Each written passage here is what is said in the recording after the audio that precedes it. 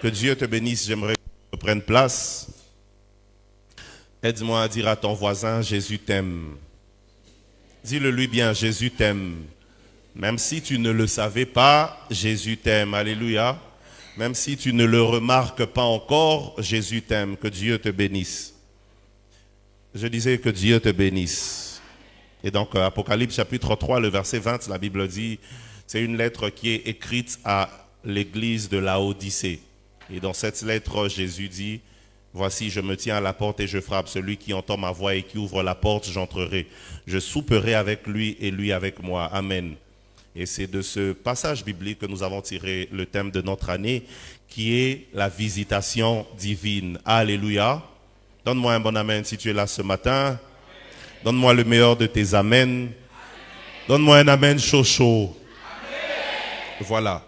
Et donc, le thème de notre année, c'est l'année de visitation ou la visitation divine. Et donc, ce matin, j'aimerais qu'ensemble on comprenne ce que ça veut dire visitation divine.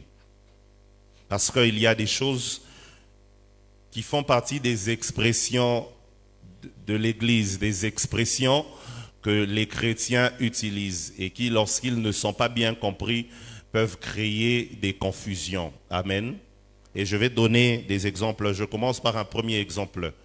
Combien croient que Dieu peut tout? Voilà. Donc vous croyez que Dieu peut mentir? Non. Ça veut donc dire, même lorsque nous disons que Dieu peut tout, ce n'est que dans un certain contexte que Dieu peut tout. Mais sinon, Dieu ne peut pas tout. Dieu ne peut pas mentir, Dieu ne peut pas voler, Dieu ne peut pas devenir Satan. Alléluia. Donc le Dieu peut tout, c'est une expression par laquelle nous mettons en avant les bonnes capacités de Dieu ou les bonnes réalisations de Dieu. Est-ce qu'on se comprend? Voilà. Deuxième exemple ou expression qu'on dit toujours, nous prions en disant « Mon âme bénit l'Éternel ». Nous disons « Seigneur, je te bénis ». Pourtant, Hébreu dit « C'est le supérieur qui bénit l'inférieur ». Est-ce que nous sommes supérieurs à Dieu? Est-ce que lorsque nous disons « Seigneur, je te bénis », ça veut dire qu'on est contre les Écritures? Non, ce n'est qu'une expression pour dire « Seigneur, je te loue ». Donc, il y a des expressions qui peuvent sembler exprimer des choses qui sont à l'encontre de la bonne connaissance de Dieu ou de la doctrine chrétienne. Et donc, en parlant de la visitation divine, s'il faut définir le mot visiter, visiter a plusieurs sens. L'un des premiers sens de visiter, c'est inspecter. Lorsqu'on demande à quelqu'un d'aller visiter une maison, voilà, lorsqu'on est avec des commissionnaires et qu'on cherche une maison, il y a ce qu'on appelle le droit de visite. Ça veut dire l'argent qu'on donne pour aller voir l'état de la maison. Et donc, on peut venir inspecter un lieu, on peut venir inspecter une maison et même une ville. Et il nous arrive d'avoir des expressions telles que « je vais visiter Paris, je vais visiter l'Italie pendant mes vacances ». Mais visiter a aussi le sens, lorsqu'on parle de rendre visite, ça veut dire aller chez quelqu'un sans intention de séjourner. Lorsque je dis je vais rendre visite au berger Joda, ça veut dire je pars chez lui, je me mets avec lui pendant un temps, on parle et puis je rentre. Et pendant ce temps, soit je vais le voir par courtoisie, soit pour l'encourager, soit pour compatir avec lui, selon la circonstance dans laquelle il peut se retrouver. Ainsi, on peut parler d'aller rendre visite à un malade. Ça veut dire, on va voir ce malade dans le but de l'encourager. On peut aller rendre visite à des prisonniers dans le but de les encourager ou de compatir avec eux. Lorsque quelqu'un vient d'une période de deuil, on peut aller rendre visite à la personne. Ça veut dire, on est allé voir la personne pour compatir avec elle ou pour l'encourager. Alléluia. Même si dans tous les cas, ce n'est toujours pas ça. Et donc, si on comprend de manière humaine le mot visitation, on a l'impression qu'en parlant de la visitation de Dieu, on parle d'un mouvement où Dieu vient chez quelqu'un et puis après il repart. Et ce langage serait contradictoire face à la connaissance ou à la doctrine que nous connaissons de Dieu. Parce que nous savons que Dieu est omniprésent. Ça veut dire il est partout au même moment. Et si on doit comprendre visiter comme venir voir quelqu'un et repartir, ça contredit donc la pensée et la vérité sur l'omniprésence de Dieu.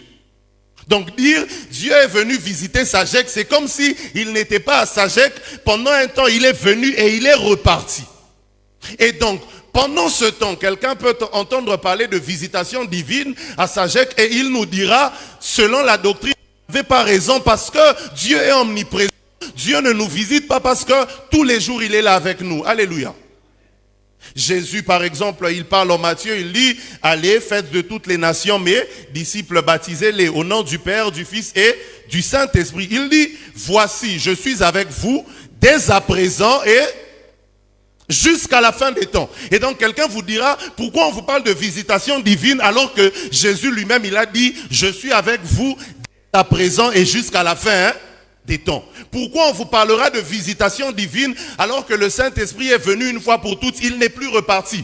Jésus a dit, je ne vous laisserai pas orphelins. Je vous enverrai l'Esprit, le Saint-Esprit depuis qu'il est venu, il n'est plus reparti. Et donc, dans ce contexte-là, parler de visitation divine, c'est une hérésie. Est-ce que je parle à quelqu'un jusque-là? Donc depuis tout ce temps, Dieu est toujours avec nous. Et j'aimerais dire à quelqu'un, Dieu est avec toi. Même si tu ne le sens pas, Dieu est avec toi. Et Paul est en train de dire aux Romains qui nous parlera de l'amour de Christ. Il dit, ce n'est ni la nudité, ce n'est ni les anges. J'aimerais dire à quelqu'un, même si aujourd'hui tu manques de tout, ça ne veut pas dire que Dieu n'est pas là. Rien ne doit te séparer de l'amour de Dieu. C'est la plus grande des garanties que nous avons. Dieu est avec nous. Peu importe les temps, les circonstances, Dieu est avec nous. Peu importe ce dans quoi on se retrouve, Dieu est avec nous. Dieu n'est pas un prisonnier, mais Dieu est capable de suivre Joseph en prison. Parce qu'il faut garantir à Joseph, peu importe dans quoi tu te retrouves, je serai avec toi. Et j'aimerais dire à quelqu'un, Dieu n'est pas malade, mais dans ta maladie, il est avec toi. Dieu n'est pas pauvre, mais même dans ta pauvreté, il est avec toi. Dieu n'est pas chômeur, mais même dans ton chômage, il est avec toi. Dieu n'est pas faible, mais même dans notre faiblesse, il est avec nous. Dis avec moi, Dieu est avec moi. Et il faut le croire. Il faut que ce soit la plus grande de tes garanties. Dieu est avec moi. Alléluia. Et le psalmiste dit, si je vais dans les cieux, tu es là. Si je me couche, peu importe où je vais, toi tu es avec moi. Et j'aimerais rassurer à quelqu'un, là où tu es, Dieu est avec toi. Et l'une des garanties qu'il donne même à l'église comme communauté, il dit, là où 2 ou 3 sont réunis en mon nom, je suis au milieu d'eux. David, lui, il dit, je suis dans la joie lorsqu'on me dit, allons, parce que David est dans une dispensation où Dieu se trouve dans un lieu, le temple. Mais avec l'avènement de Jésus, Emmanuel, Dieu parmi nous, lui, il nous dit, même si vous n'êtes pas au temple, vous pouvez être dans une maison, vous pouvez être au bureau. Si vous initiez en mon nom, je suis au milieu de vous. Et j'aimerais dire à quelqu'un, Dieu est en ce lieu, Dieu est avec nous. Même si tu ne le sens pas, il est là. Ce n'est pas parce que tu n'as pas conscience de la chose que la chose n'est pas forcément. Voilà pourquoi il nous arrive de ne pas penser au fait, de ne pas penser à respirer, mais quand même on respire, n'est-ce pas? C'est maintenant que je viens de te parler de respirer que tu réalises que tu respires. Même quand tu dors, mais ton corps, quand ton cœur continue de travailler, tu continues de respirer. C'est aussi comme ça avec Dieu. Même quand toi tu ne sais pas, lui il est avec toi. Alléluia. Et il ne faudrait pas perdre cette raison, cette vérité des choses dans ton esprit. Dieu est avec toi. Dieu n'a pas besoin de venir de temps en temps et de repartir parce qu'il est avec toi. Et ça, c'est la première vérité que j'aimerais que Sagec retienne, bien qu'on parle de la visitation divine. Parce que ici, j'aimerais faire comprendre à quelqu'un, lorsqu'on parle de la visitation divine, qu'est-ce que ça veut dire. Mais avant ça, il faut que tu sois rassuré que Dieu est avec toi. Alléluia. Cependant, Dieu peut être avec nous, mais Dieu ne se manifeste pas toujours comme on l'attend. Si un homme comme Paul, dont il peut parler, il dit, 2 Corinthiens, chapitre 2, à partir du verset 6, je crois, il dit, pour que je ne puisse pas tomber dans l'orgueil à cause de l'excellence des révélations que j'ai reçues, il m'a été mis une écharde. Un ange de Satan dans la chair. Et à 3 reprises, j'ai demandé à Dieu de m'ôter, d'enlever cela de ma chair, mais il m'a dit, ma grâce te suffit. Ça veut dire, Paul est conscient que Dieu est avec lui, mais cependant, le problème de Paul n'est pas résolu par Dieu. N'est-ce pas, hein? Donc, Paul peut prier pour dire au Seigneur, libère-moi de cette situation, et Dieu lui dit, non, non, contente-toi de ma grâce et reste dans cette situation. Ça veut dire, oui, Dieu est avec moi, mais la situation qui me dérange ne change pas. Et voilà le problème. C'est ici que je nous emmène à comprendre la visitation divine. Alléluia. Il y a des gens, pendant des années, tu es dans une situation, tu as prié, tu sais que Dieu est avec toi, mais la situation ne s'arrange pas. Tu sais que tu es dans les voies de Dieu, tu sers le Seigneur correctement, mais il y a des choses qui ne s'améliorent pas en ta faveur. Parfois tu as prié et Dieu t'a donné la plus grande des grâces. Il t'a rassuré qu'il est avec toi, mais on n'a pas vu les choses changer.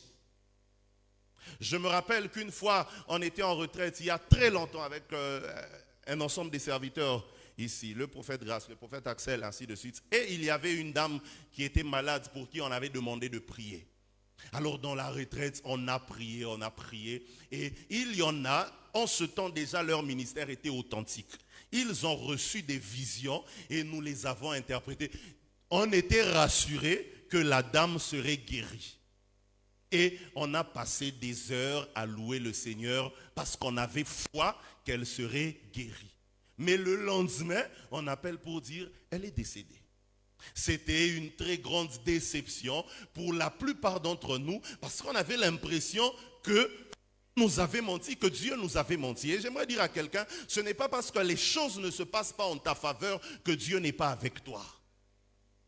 Il est possible que les choses aillent en s'empirant, mais que Dieu te garantisse sa présence. Voilà pourquoi, quand Dieu envoie Moïse, Moïse dit, je ne sais pas parler. Lorsqu'il veut envoyer Gédéon, Gédéon dit, je suis le plus faible. Dieu ne les change pas, mais Dieu leur dit, moi je serai avec toi. Ça veut dire, les choses peuvent rester telles qu'elles sont, mais ça n'enlève pas la garantie de la présence de Dieu. Donc, peu importe dans quoi tu te retrouves ce matin, j'aimerais t'encourager, Dieu est avec toi. Je t'encourage, Dieu est avec toi. Alléluia. Alors, j'aimerais qu'on lise un premier texte. Job chapitre 7, le verset 17. Job chapitre 7, le verset 17 et 18. Job chapitre 7, le verset 17 et 18. Je lis dans ma version. La Bible dit, « Qu'est-ce que l'homme pour que tu en fasses tant de cas ? Pour que tu daignes prendre garde à lui, pour que tu le visites, quand ça?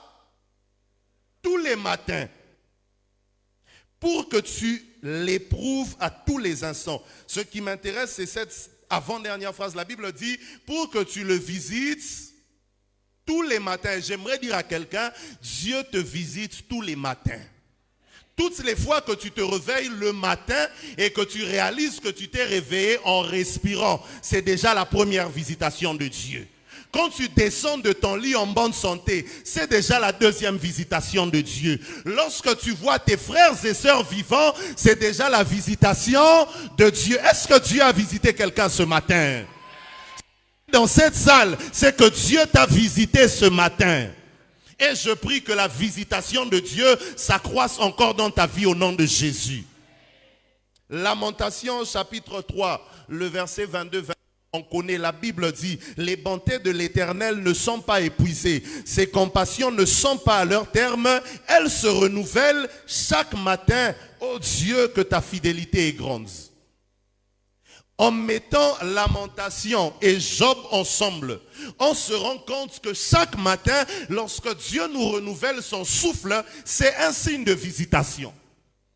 Chaque matin, lorsqu'on se réveille en vie, c'est déjà un signe de visitation divine. Donc on sait que Dieu est avec nous, mais l'une des preuves, c'est que le matin, on s'est réveillé en vie. Si quelqu'un croit que Dieu l'a visité par le souffle de vie, qu'il dise avec moi, Jésus m'a visité. Alléluia. Donc la visitation de Dieu déjà, c'est le fait d'avoir la vie tous les matins. Si Adam, tous les soirs, Dieu venait le visiter, nous sommes dans une dimension où tous les matins Dieu vient nous visiter. Et la garantie avec ça, c'est que lorsque tu as commencé ta journée avec Dieu, tu sais que ta journée est en sécurité. Peu importe tout ce qui peut advenir pendant la journée, au moins tu sais que c'est Dieu qui a censuré. Alléluia.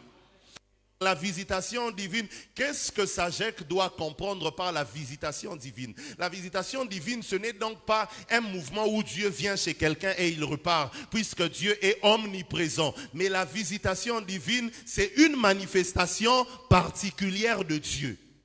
Ça veut dire, Dieu est là, mais il se manifeste d'une certaine manière particulière. Et donc, parler de la visitation divine, c'est parler des manifestations particulières de Dieu. En 2024, tu savais que Dieu était avec toi, mais peut-être qu'il ne s'était pas manifesté d'une manière particulière. Tu as vu Dieu comme tout le monde l'a vu. Ça veut dire, tu as vu Dieu en te réveillant et en étant en bonne santé. Or, ces choses, parfois même les païens les ont aussi. Alléluia. Il y a des gens sans prier, sans connaître Jésus, mais qui se réveillent de la même manière que nous, qui respirent comme nous, qui vivent en bonne santé comme nous. Et en cette année, lorsque nous parlons de la visitation divine, ce que nous attendons de la part de Dieu, c'est une manifestation particulière pour qu'on dise assurément Dieu est avec lui. Il y a donc plusieurs situations lorsqu'on peut mirer nos vies à celles des païens. Parfois, il n'y a pas de différence en termes de qualité. Il y a des chrétiens qui passent des nuits, des temps de retraite parce qu'il a besoin d'avoir un visa pour l'Europe. Mais il y a des footballeurs sans prier, simplement parce qu'il a été enrôlé dans une équipe. L'équipe se charge de faire tout pour lui et il voyage quand il veut. Et ce matin, je prie que Dieu donne à ta vie une valeur ajoutée pour qu'on sache qu'il est avec toi. Donc il y a des choses, même si les païens peuvent aussi les avoir, la Bible dit, voici je ferai la différence entre ceux qui me servent et ceux qui ne me servent pas. Je prie que Dieu mette une nette différence au nom de Jésus. Même si tous on aura l'argent, que notre argent soit différent du leur. Alléluia. Donc la visitation, ce qu'il faut comprendre par la visitation divine, c'est une manifestation particulière de Dieu. Donc quand on dit c'est l'année de la visitation divine, ce n'est pas que nous ne savons pas que Dieu est avec nous. Ce n'est pas que Dieu n'est pas à Sagek, il vient nous rendre visite lundi et il repart mardi. Non, il est avec nous tous les jours, mais en cette année, nous attendons une manifestation particulière de Dieu. Et j'aimerais dire à quelqu'un, si tu attends des résultats particuliers avec Dieu, il faut faire des choses particulières pour Dieu. Ne vis pas dans le général en t'attendant à une particularité de Dieu. Trouve une particularité en cette année selon laquelle tu marcheras avec Dieu pour qu'il fasse aussi pour toi des choses particulières. Parfois, le problème des chrétiens, c'est qu'ils veulent que Dieu se manifeste au-delà de ce qu'ils sont en train de faire. Voilà pourquoi il y a des situations dans lesquelles Jésus, pour répondre à un besoin, il disait qu'il te soit fait selon ta foi. Ça veut dire autant que tu crois, c'est autant que ça se fera. Pas selon ma puissance à moi, mais selon ta foi à toi. Ça veut dire le résultat que tu vois, c'est le résultat qui est déterminé par ta foi. Alléluia. C'est ainsi que j'ai aimé ce qu'un homme de Dieu dit. Il dit, la Bible dit, rien n'est impossible à Dieu. Tout est possible à celui qui croit. Ça veut dire, celui qui croit a les mêmes possibilités que Dieu. Et donc, il faut une certaine particularité, même dans la manière de croire. Alléluia. Voilà pourquoi, vendredi, je nous ai dit, les disciples de Pierre recevaient la parole avec empressement, parce qu'ils savent que la parole là, c'est elle-même le oui et l'amen. Autant tu dis amen à la parole de Dieu, c'est autant que Dieu fait pour toi. Prie que Dieu te visite en cette année. Je disais que Dieu se manifeste dans ta vie d'une manière particulière au nom de Jésus. Donc parfois, c'est devenu même comme une formalité. Et remercie Dieu pour le souffle de vie. Chaque jour, on sait qu'on a le souffle de vie. Mais je prie que Dieu t'emmène dans une dimension où tu vas le remercier pour des choses particulières aussi. Alléluia. Voilà. Et ce matin, j'aimerais parler de quelques petits points. Alléluia. 3 points par exemple. Le premier point, la visitation de Dieu. Ce qu'il faut retenir de la visitation de Dieu, après que ce soit une manifestation particulière de Dieu. La visitation de Dieu, c'est une intervention de Dieu dans la vie d'un individu ou d'une communauté pour résoudre un problème. Donc être visité par Dieu, c'est voir Dieu venir résoudre notre problème. Voilà pourquoi le premier exemple que j'ai donné, c'était celui de Paul. Paul a un problème. Il prie le Seigneur à 3 reprises, mais Dieu lui dit, ma grâce te suffit. Ça veut dire, le problème reste comme ça et contente la grâce que j'étais accordée en t'appelant comme mon serviteur. Et il y a des gens comme ça. Vous allez voir, même sur la ville, il y a des hommes de Dieu. Malgré l'authenticité de leur ministère, mais ils vivent toujours des situations compliquées. Il y a des hommes de Dieu qui expérimentent la main de Dieu. Peut-être que parfois on trouve qu'ils ne sont même pas extraordinaires. Mais vous apprenez qu'il a été invité à Kin. Après Kin, il est allé au Gabon et puis il est allé en Europe. Et puis, alors que vous voyez d'autres, un ministère authentique, puissant, manifestant Dieu. Il prêche très bien, mais on ne l'invite nulle part. Il vit dans une certaine situation de médiocrité. Parfois même des pasteurs mendiants. Et ils sont comme Paul, même quand il prie comment Dieu lui dit, ma grâce te suffit. Il y a des frères, des sœurs zélés qui sont dans des difficultés. Ça fait 5 ans, 6 ans, 7 ans que tu as donné ta vie au Seigneur. Tu le sers dans toute droiture. Tu crains Dieu. Mais il y a des choses dans ta vie qui ne s'améliorent jamais. Et comme Paul, lorsque tu pries, Dieu se contente de te dire, ma grâce te suffit. Mais la visitation de Dieu, c'est le système où Dieu vient résoudre ton problème au-delà de la grâce qu'il t'a accordée. Ainsi, lorsque nous lisons Luc chapitre 7, du verset 12 au verset 16, la Bible parle de cette veuve. La Bible dit, il y a une veuve qui a perdu son fils unique. Est-ce qu'on peut avoir Luc chapitre 7, de 12 à 16? Luc chapitre 7, la Bible dit, lorsqu'il fut près de la porte de la ville, voici, on portait en terre un mort, fils unique de sa mère qui était veuve, et il y avait avec elle beaucoup de gens de la ville. Le Seigneur l'ayant vu fut ému de compassion pour elle. Je prie que le Seigneur soit ému de compassion pour toi au nom de Jésus. Et il dit, ne pleure pas. Est-ce qu'il me soit permis de dire à quelqu'un, ne pleure pas, retiens-toi de pleurer parce que en cette année, Dieu va te visiter au nom de Jésus. Qu'il te soit fait selon que tu dis Amen. Il s'approcha et toucha le cercueil. Ceux qui le portaient s'arrêtèrent. Il dit, jeune homme, je te le dis, lève-toi. Et le mort s'assit et se mit à parler. Jésus le rendit à sa mère. Verset 16. Tous furent saisis de crainte et ils glorifiaient Dieu, disant, un prophète apparut parmi nous et Dieu a visité son peuple. Pourquoi ils disent que Dieu a visité son peuple? Parce que par un homme de Dieu, un mort vient de revenir à la vie. Par un homme de Dieu, un miracle vient d'être opéré. En d'autres termes, le miracle traduit la visitation divine. Donc Dieu vient résoudre le problème de quelqu'un. Il se manifeste de cette manière pour exprimer sa visitation. La visitation divine se traduit aussi par ce que Dieu fait pour toi. Voilà pourquoi je prie que Dieu visite des gens en leur donnant de l'argent. Que Dieu visite des gens en leur donnant de l'emploi. Que Dieu visite des gens en leur donnant le mariage. Que Dieu te donne des choses qui vont traduire sa présence dans ta vie. Et il est important que Dieu fasse certaines choses pour manifester qu'il est au milieu de nous. Alléluia. Vendredi, nous avons lu, la Bible dit, les Juifs demandent le miracle et les Grecs demandent la sagesse. Et Paul dit, moi je prêche un Jésus crucifié. Scandale pour les Juifs, folie pour les Grecs, mais c'est ça toute la puissance et la sagesse de Dieu. Parce que même quand les Juifs qui demandaient le miracle voient Jésus, ils pensent que c'est une contradiction. Mais 3 jours après, lorsqu'il ressuscite, ils se rendent compte que c'est le plus grand miracle qu'il vient de faire. Voilà pourquoi je lève ma main droite et je prie que Dieu fasse pour toi des choses au nom de Jésus. Tu n'auras plus besoin de regarder ton voisin pour témoigner. Que Dieu fasse des choses dans ta vie pour que toi aussi tu témoignes que Dieu est avec toi au nom de Jésus.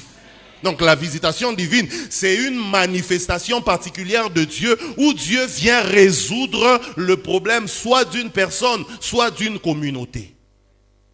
Et je prie en cette année que Dieu ne soit pas insensible à nos prières. Cette femme n'avait peut-être rien demandé à Jésus. C'est Jésus qui voit et qui est ému de compassion. Voilà pourquoi je prie que Dieu soit ému de compassion pour toi. Mais il faudrait pour ça que Dieu et toi vous puissiez vous rencontrer. Toutes les fois que tu viendras en ce lieu, je prie que le Seigneur te voie et qu'il soit ému de compassion pour toi, qu'il te rencontre et qu'il puisse résoudre ton problème au nom de Jésus. Le problème c'est qu'il y a des gens qui veulent voir Jésus ému de compassion sans rencontrer Jésus. Jésus a ressuscité cet enfant-là. Pourquoi? Parce qu'il l'a rencontré. Donc il y a des choses, si tu ne prends pas la résolution de rencontrer le Seigneur, tu risques de ne pas vivre certaines choses. Alléluia. Donc cette année, quand il faut venir à l'église, viens avec un objectif d'être vu et de rencontrer Dieu pour qu'il soit ému de compassion pour toi. Il ne faut pas toujours t'absenter pour dire, même à la maison, Dieu va me voir. Là, c'est dans le cadre de l'omniprésence de Dieu. Mais dans le cadre de la visitation divine, il faut aller à la rencontre de Dieu. Donc, en cette année, que Dieu te fortifie à être là, à faire la part des choses pour que tu vives la manifestation particulière de Dieu. Que Dieu puisse résoudre ton problème au nom de Jésus. Je n'ai pas envie d'arriver à la fin de cette année et te consoler pour dire de toute façon, un chien vivant vaut mieux qu'un lion mort. Tu as le souffle de vie, bénis Dieu, au moins tu as envie parce que les autres sont morts. Est-ce que vous savez que la vie de certaines personnes est plus désagréable même que la mort? Voilà pourquoi une fois Élie est en train de prier, il dit que la mort vienne sur moi parce que je n'ai plus envie de vivre, je ne suis pas mieux que mes pères. Donc parfois il y a... On venait de chanter ici, car ta bonté vaut mieux. Mais c'est quelle bonté de Dieu qui vaut mieux que la vie? Ta bonté vaut mieux que la vie. Je donne cet exemple. C'est un exemple où Miguel se retrouve dans une situation, on lui dit, renonce au ministère ou on te tue. Il dit, bon, mouniou.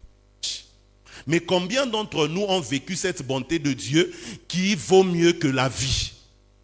Tu te dis, mieux vaut mourir que perdre cette grâce de Dieu. Combien d'entre nous ont vécu ça? Très peu, n'est-ce pas? On le chante, mais combien peuvent dire telle bonté que Dieu m'a accordée vaut mieux que la vie? Pour elle, j'accepterai de perdre ma vie. Combien d'entre nous? Très peu. Voilà pourquoi je prie en cette année que Dieu te donne la force de t'engager pour qu'il te fasse du bien et que quand tu chanteras ta bonté vaut mieux que la vie, que ce soit une vérité, que ce ne soit pas qu'un chant au nom de Jésus. Deuxième des choses que la visitation divine veut dire. La première des choses, j'ai dit, la visitation divine, c'est lorsque Dieu vient résoudre un problème dans la vie d'un individu ou d'une communauté. Je ne veux pas qu'on dise, non, il ne faut pas suivre Dieu pour les miracles, il ne faut pas suivre Dieu pour les miracles, il ne faut pas suivre Dieu. Mais est-ce que vous savez que même Dieu lui-même, il sait que le miracle, c'est l'avant-goût de la vie au ciel? La Bible dit, il n'avait ni beauté, ni éclat pour attirer nos regards. Mais pourquoi il y avait des foules qui suivaient Jésus? Il n'avait peut-être pas de beauté, mais d'éclat, mais des signes qui attiraient les gens. Donc même lui-même, il sait que je peux ne pas avoir la forme qu'il faut, mais je dois avoir des signes qu'il faut pour attirer les gens. Sans ces signes-là, peut-être Jésus n'aurait convaincu personne. Alléluia. Donc, voilà pourquoi la Bible dit, cherchez premièrement, après premièrement, il doit avoir deuxièmement. Donc, quand tu as la garantie de la vie, il faut aussi désirer une manifestation particulière de Dieu. Qu'on sache que tu as Dieu. Alléluia. Parce que notre Dieu n'est pas mort, notre Dieu est toujours d'actualité. Et il est capable de refaire tout ce qu'il a déjà fait dans la Bible. Alléluia. Voilà.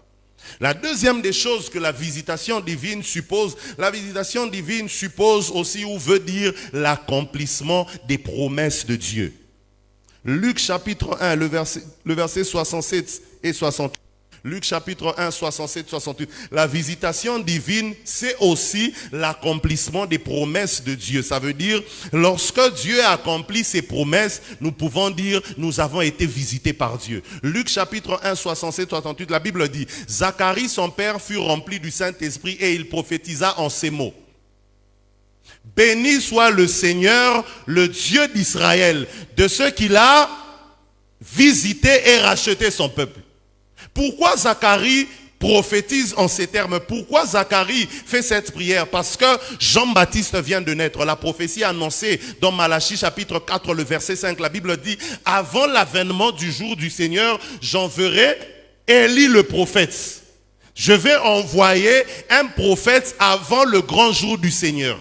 Et quand vous verrez ce prophète-là, vous saurez que le jour du Seigneur arrive. Ça veut dire, lorsqu'on voit Jean-Baptiste, on sait que derrière lui, il y a Dieu dans un corps d'homme qui vient. En d'autres termes, Zacharie dit, Dieu nous a visités parce que la promesse de Malachie vient de se réaliser. Ça veut donc dire, la visitation divine, c'est aussi quand Dieu accomplit ses promesses dans ta vie. Mais regardez le drame dans l'église actuelle, les services prophétiques sont plus nombreux que les services de témoignage. Parce qu'on prophétise plus qu'on ne vit l'accomplissement. Alléluia. À moins que certains soient cachotiers au point où quand Dieu les a visités, ils ne témoignent jamais. Mais regardez, les réunions de prière se multiplient. Il y a des temps de services prophétiques qui durent 2 heures. Mais rares sont les témoignages qui peuvent durer 2 heures. Pourquoi? Parce que beaucoup ont entendu les promesses, mais très peu sont ceux qui vivent ces promesses-là. Et le problème, c'est que parfois, ce sont des prophètes authentiques qui nous parlent. Tu sais que ce que le prophète Grâce a dit, c'est de la part de Dieu. Pour preuve, il a même donné des paroles, des connaissances qui t'ont garanti. Mais jusqu'à présent, est-ce que tu as déjà vécu ça? Ça veut dire, Dieu ne t'a pas encore visité. Dieu va te visiter quand tu auras la de ces prophéties-là. Et je prie en cette année que Dieu commence à accomplir chacune de ses promesses dans ta vie au nom de Jésus. Tu me donnes un bon amen et ça encourage Dieu à accomplir. Ça veut donc dire, à ce niveau, c'est une parenthèse que j'ouvre rapidement, ça veut donc dire, pour vivre la visitation divine, il faut s'apprêter à l'accomplissement des promesses de Dieu. Voilà pourquoi l'autre fois je nous ai dit, les hommes promettent parce qu'ils ne sont pas prêts. Mais Dieu promet parce que celui à qui il promet n'est pas encore prêt. S'il était prêt, il aurait donné directement. Et donc, pour voir la visitation divine, il faut te rassurer d'être prêt à l'accomplissement de ce que Dieu va faire pour toi. Parce que Dieu est capable de détruire une bénédiction qui veut te détruire. Alléluia. Donc il y a des choses, Dieu voit qu'il te donne le travail, mais il se rend compte que ce travail-là t'éloigne de lui. Il est capable de te retirer ça. Parce que Dieu sait que ton âme est plus importante que le bonheur que ton travail peut te donner. Alléluia. Le problème, c'est qu'il y a des gens qui ne comprennent pas que l'argent n'est pas plus important que l'activité que tu as fait pour avoir cet argent-là. Il y a des gens qui partent au travail, il travaille, il fait un deal, on lui donne l'argent, il dilapide tout ça en négligeant l'activité qui lui a rapporté cet argent. Parce qu'ils ne comprennent pas que l'argent n'est pas plus important que l'activité. L'activité, tu peux la refaire et te donner l'argent. Mais avec l'argent, est-ce que tu sauras encore retrouver cette activité-là? Pas toujours. Alléluia. Donc la visitation de Dieu, c'est aussi l'accomplissement des promesses de Dieu. Donc en cette année, lorsque je te dis Dieu va te visiter, ça veut dire Dieu va réaliser les promesses qu'il t'a faites. Mais le problème, c'est que parfois on appelle grâce visitation divine parce que nous-mêmes on oublie les promesses de Dieu sur nos vies. Donc, Dieu ne fait que réaliser ce qu'il t'a promis, mais toi tu penses que c'est arrivé par hasard seulement. Je prie que Dieu donne à chacun la sensibilité de garder toutes les promesses que Dieu t'a faites. Donc, que tu saches que moi, Dieu m'avait promis telle chose, Dieu m'avait promis telle chose, Dieu m'avait promis telle chose. Et c'est une garantie pour que lorsque la visitation de Dieu vienne, que tu sois capable de la saisir. Regardez, Jésus pleure sur Jérusalem, il dit, bientôt là tu seras détruite et il ne restera sur toi que sur pierre ruine. Pourquoi? Parce que tu n'as pas connu le temps de ta visitation. Donc parfois, Dieu peut promettre à quelqu'un une saison d'élévation. Mais parce que tu n'es pas capable de saisir cela, cette saison-là passe comme ça. Alléluia. Voilà. Dieu peut te promettre le mariage, mais c'est un païen qui te drague. Si tu ne sais pas reconnaître même la visitation de Dieu dans ce païen-là, tu peux passer à côté de ton mariage. Est-ce qu'il faut que je vous rappelle que Jésus est mort pour les païens? Avant ça, toi aussi, tu étais païen et Dieu t'a sauvé. Peut-être que c'est en te draguant, en te faisant des avances que son salut viendra. Il était à la terrasse, il t'a salué. Tu as dit, la lumière et les ténèbres ne peuvent cohabiter. Tu es passé. Alléluia. Voilà. Troisième des choses. 1 Pierre. 1 Pierre chapitre 2, le verset 12. 1 Pierre chapitre 2, le verset 12. 1 Pierre chapitre 2, le verset 12. La visitation de Dieu, la Bible dit, ayez au milieu des païens une bonne conduite, afin que là même où ils vous calomnient, comme si vous étiez des malfaiteurs, ils remarquent vos bonnes œuvres et glorifient Dieu au jour où il les visitera. La visitation de Dieu, c'est aussi le salut que Dieu peut accorder aux hommes. Et ici, la Bible dit, vous les chrétiens, ayez une bonne conduite au milieu des païens, pour que le jour où le païen va donner sa vie au Seigneur, en considérant ta conduite, il peut glorifier aussi Dieu. Mais est-ce que vous savez qu'il y a des païens, le jour où ils vont donner leur vie à Christ, au lieu de glorifier Dieu, ils vont beaucoup regretter sur certains d'entre nous. Ça veut dire, la serveuse là du bar, le jour où elle donne sa vie à Christ et qu'elle arrive à l'église, elle voit le frère Nathan conduire la prière, elle dit, ah, donc c'est aussi comme ça, on peut venir servir Dieu ici et continuer de se prostituer. Et au lieu de glorifier Dieu, elle commence à regretter dans son cœur. Alléluia. Donc la visitation de Dieu, c'est aussi le salut qu'il peut accorder aux païens. Et en cette année, ma prière, c'est que Dieu visite famille là où il y a encore des païens. Que Dieu visite les gens de ton entourage là où il y a encore des païens. Donc en cette année, quand on dira Dieu va visiter ta famille, en d'autres termes, Dieu va aussi répandre la grâce du salut. Et c'était même ça, la plus grande expression de la visitation divine. C'était Dieu dans un corps humain pour venir acheter l'humanité entière. Et c'est donc par là que tout chrétien en ce lieu doit se rassurer d'avoir commencé. Si tu es là dans l'église simplement parce qu'on t'a trop invité et que tu as aimé l'ambiance de l'église sans jamais avoir donné ta vie à Christ, alors la première visitation de Dieu sera que tu donnes ta vie à Christ. Le problème, c'est qu'il y a des gens qui ont grandi dans l'éducation chrétienne et qui pensent qu'ils ont déjà donné leur vie à Christ. Voilà pourquoi ils confondent encore les choses. Ils veulent gérer leur vie comme eux ils le sentent. La Bible dit, lorsqu'on reçoit Jésus, on le reçoit comme Seigneur et Sauveur. Il y en a qui ne veulent recevoir Jésus que comme Sauveur. Ça veut dire celui qui t'a débarrassé de tes péchés, mais pas comme Seigneur, celui qui te dicte ce que tu dois faire.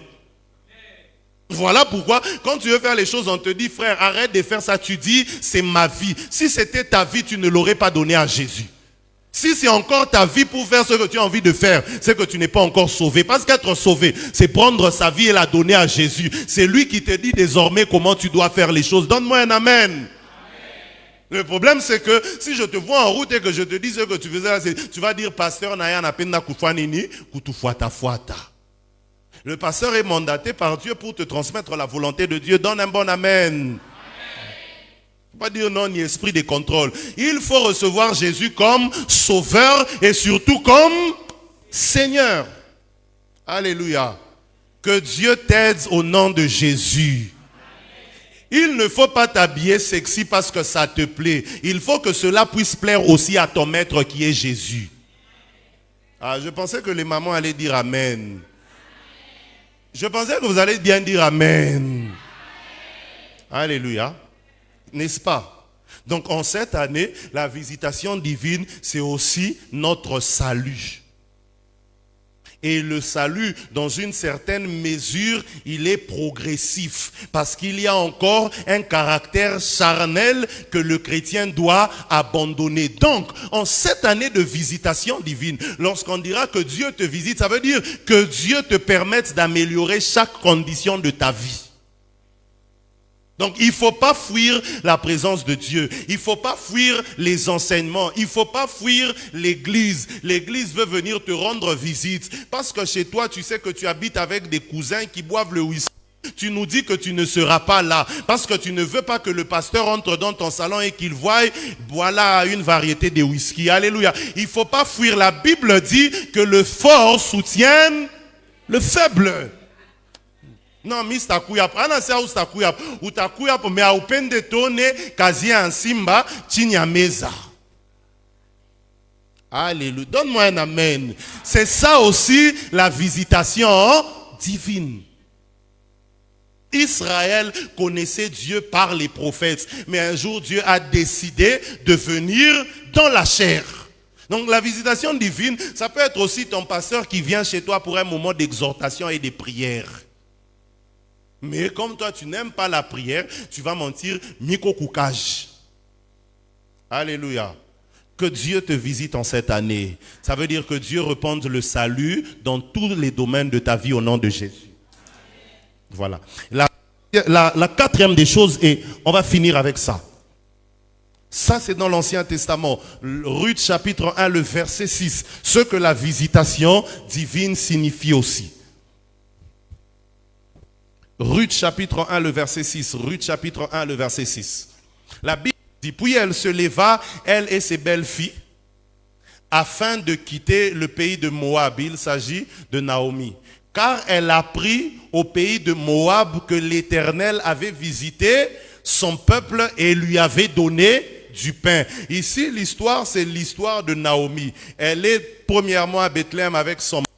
Mais la crise vient dans cette contrée-là. Il fuit Bethléem, il part s'installer à Moab. Mais la Bible dit ici, à partir de Moab, elle a appris que Bethléem a été visité. Et ce qui a traduit la visitation de Bethléem, c'est le pain que Dieu a donné. Alléluia. Et le pain ici, nous savons que sur le plan biblique, le pain c'est aussi l'expression de la parole. Voilà pourquoi j'ai mis ça juste après le salut, parce que la visitation de Dieu peut aussi venir sous forme d'une parole qui t'est adressée. Donc il y a des fois, tu peux te retrouver dans une situation difficile, mais sous inspiration, un homme de Dieu te donne une parole. Cette parole aussi traduit la visitation divine, parce qu'il faut savoir que la parole de Dieu a le même poids, a la même valeur que Dieu lui-même. Voilà pourquoi la Bible dit, il ne jure que par lui-même et il a mis sa parole au-dessus de lui. C'est pourquoi Jean dit, au commencement était la parole, et la parole était Dieu. Donc non seulement la parole était avec Dieu, mais la parole était aussi Dieu. Et c'est cette parole qui s'est faite chair, elle est devenue Jésus. Voilà pourquoi le vendredi, je nous ai dit, en cette année 2025, il faut consommer la parole de Dieu. Parce que c'est aussi l'expression de la visitation divine. Connaître la parole, bien recevoir la parole, bien vivre avec la parole, c'est l'expression de la visitation divine qui peut améliorer nos conditions de vie. Ainsi Dieu parle à Josué, il dit que ce livre de la loi ne s'éloigne point, médite-le et après tu réussiras dans...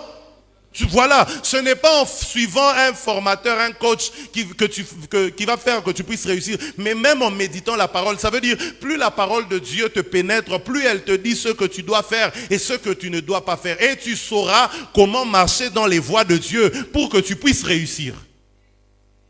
Ainsi, en début d'année, en fin d'année, le 31, je crois que c'est le berger Joda qui nous a parlé de la part du Seigneur pour dire, Dieu a dit à Israël, en cette année, je ferai quoi? Je marcherai moi-même devant vous. Pourquoi Dieu marche devant nous? Il y a des choses d'Exode qu'on ne peut comprendre que dans le psaume. Alléluia. Je comprends pourquoi lorsque David parle dans le psaume 23, il dit, tu me conduis dans les sentiers de la justice. La différence entre le sentier et la route, c'est quoi? La route, elle est construite en un jour, hein, on vient, on rase. Mais le sentier, c'est un endroit qu'on fréquente tous les jours. Ben appétit à mon côté. Et le psalmiste reconnaît que Dieu a un sentier par lequel il le fait passer. La question que je me pose, c'est pourquoi Dieu ne fraye pas seulement une grande route qu'il passe? Parce que la Bible dit dans le psaume, tu couronnes l'année de tes biens et tes pas déversent l'abondance. Ça veut dire, toutes les fois que Dieu passe par le sentier, l'abondance s'est renversée. Et il te dit, passe par ce sentier-là pour que tu puisses cette abondance que j'ai déversée pour toi. Et c'est ça la force de rester attaché à la parole de Dieu, parce que la parole de Dieu te dit par quel sentier tu dois passer pour vivre l'abondance de Dieu. Alléluia. Donc je récapitule. La visitation de Dieu, c'est une manifestation particulière de Dieu. Premièrement, pour résoudre un problème d'un homme ou d'une communauté. Deuxièmement, la visitation de Dieu, c'est une manifestation particulière de Dieu par laquelle Dieu vient accomplir ses promesses. Troisièmement, la visitation de Dieu, c'est aussi le salut qu'il accorde aux hommes, c'est aussi le salut qu'il accorde à l'humanité. Et quatrièmement, la visitation de Dieu, c'est aussi le don de sa parole que Dieu nous fait. Et donc ici, on peut donc se rendre compte que Dieu, regardez avec, dans le premier exemple, la visitation de Dieu, c'est Dieu qui vient résoudre un problème. Ça veut dire, Dieu peut te visiter par une situation. Dieu peut te visiter par une circonstance. Tu as le boulot, c'est la visitation divine. Ça veut dire, Dieu t'a visité par cette circonstance agréable. Dieu t'a visité par la résolution de ton problème.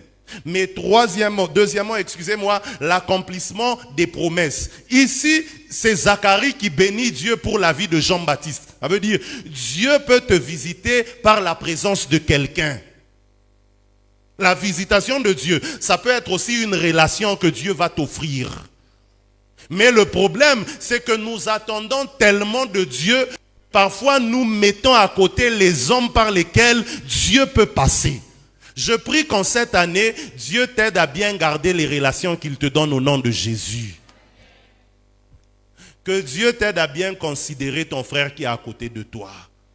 Oui, parce que le David, gardien du troupeau et joueur de harpe, peut être le prince de demain, le roi de demain. Si tu n'as pas su faire alliance, Jonathan, avec lui aujourd'hui, demain la vie de Méphibosheth peut être sacrifiée.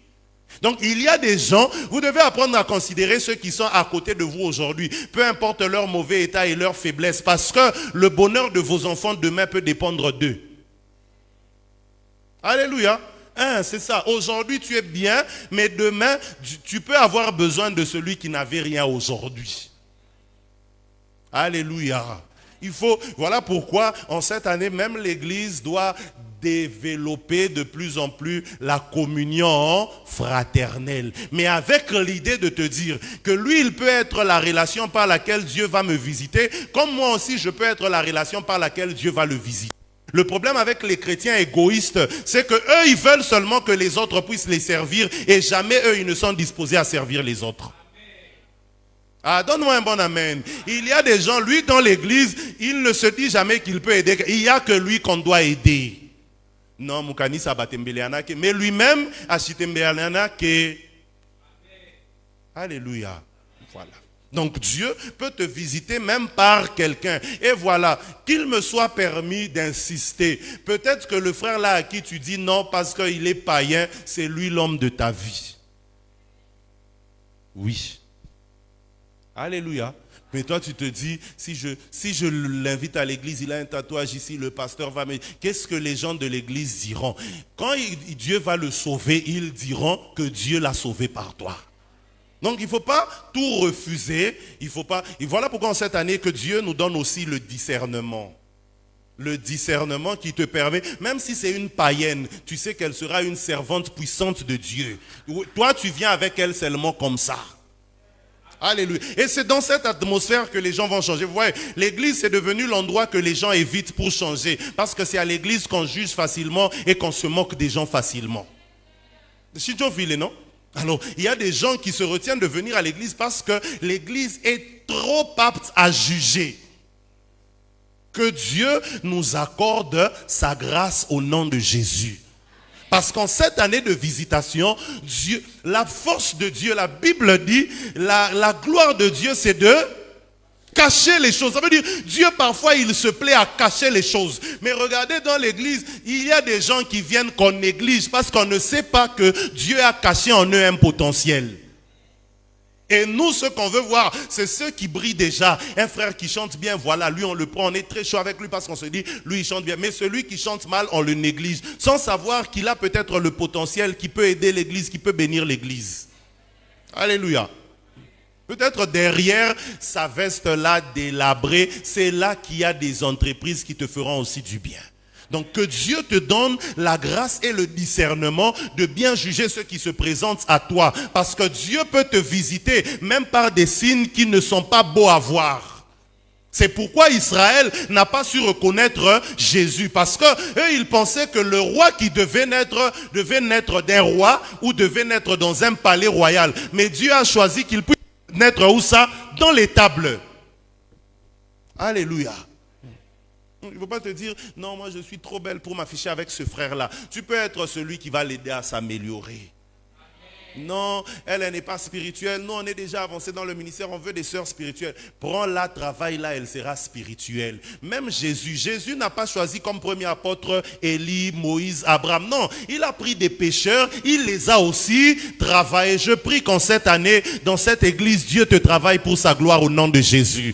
Parce que tu peux être un canal par lequel Dieu va visiter sa GEC. Alléluia. Est-ce que quelqu'un a compris quelque chose? Donc la visitation, c'est une manifestation particulière de Dieu. Ça peut passer par des circonstances, mais comme ça peut aussi passer par des hommes. Et les circonstances peuvent ne pas être appréciables. Parfois, Dieu peut décider de te visiter par une circonstance humiliante. Regardez ce que ça représente pour Zachée, hautement considéré de monter sur un sycomore. Mais son humiliation a invité Jésus dans sa maison. Il y a des gens qui habitaient chez Zachée, qui n'avaient pas la volonté de sortir ce jour-là, mais qui ont quand même vu Jésus, parce que Zachée a fait au-delà de ceux qui pouvaient l'humilier. Que Dieu suscite des parents, des hommes, des femmes, qui peuvent accepter l'humiliation pour le bien de toute la communauté. Des gens qui peuvent accepter des situations difficiles pour le bien de toute la famille. Regardez combien nous montons à la montagne parfois pour ne prier que pour nous-mêmes. Rares sont ceux qui peuvent prendre un temps de retraite en se disant « Je vais entrer à jeûne pour ma famille ». Que Dieu t'aide à être ce canal par lequel il va visiter ta famille. Alléluia. Que Dieu te bénisse. Est-ce que tu as compris quelque chose? Voilà. Donc en cette année, Dieu nous visiter, ce n'est pas que Dieu va venir et il va partir. Parce que Dieu est déjà là. Mais la visitation de Dieu, ça sera les manifestations particulières de Dieu selon les circonstances dans lesquelles nous allons nous retrouver. Donc quand je te dirai que Dieu te visite, ça voudra dire que Dieu puisse résoudre ton problème. Quand je te dirai que Dieu te visite, ça voudra dire que Dieu puisse réaliser les promesses qu'il t'a faites. Quand je dirais que Dieu te visite, ça veut dire que Dieu puisse te sauver, puisse te délivrer. La Bible dit, je m'écris loué soit l'Éternel et je me vois délivré de mes ennemis. C'est aussi ça l'expression du salut. Lorsque je dirais que Dieu te visite, ça veut dire que Dieu envoie aussi une parole qui peut apaiser ton cœur. Alléluia, que Dieu te bénisse. Acclame pour la parole du Seigneur.